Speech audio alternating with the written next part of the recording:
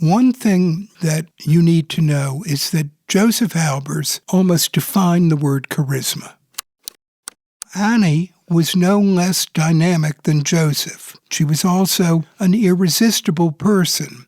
Anni and Josef Albers moved from Germany to the U.S. because the Third Reich had closed the Bauhaus School. As soon as they arrived at Black Mountain College, someone asked Josef what he wanted to do there.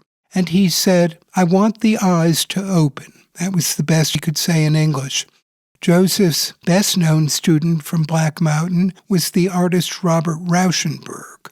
He taught many people whose names you don't know and won't recognize, and those students were equally important to Josef as were the famous ones, sometimes more important.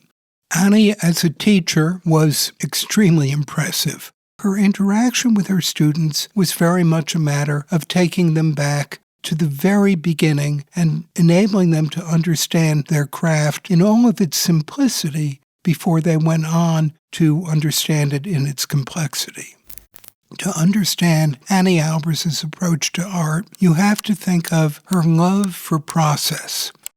She made art by immersing herself in the process, being open to the end results, not having preconceived ideas, rather going with the flow. And she would say that she listened to the voice of the materials.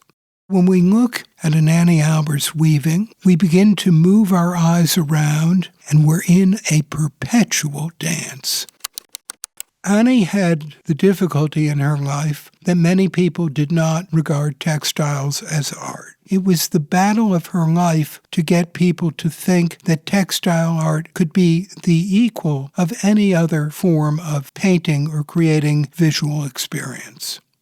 We all experience color differently, and it was very important for Josef Albers that his art demonstrated that point.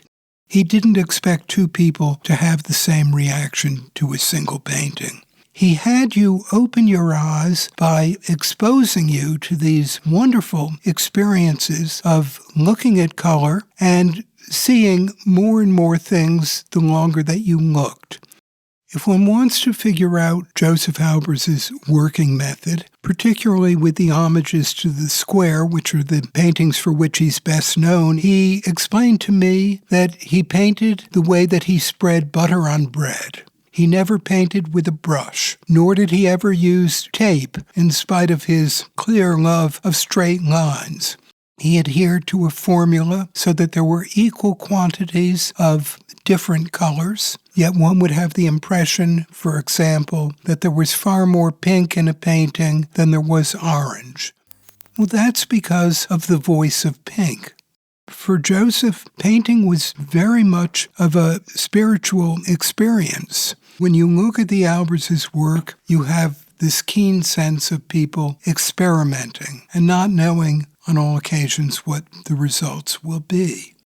The Albers' work, for all of us, can represent an approach to extreme discipline and at the same time a powerful sense of poetry.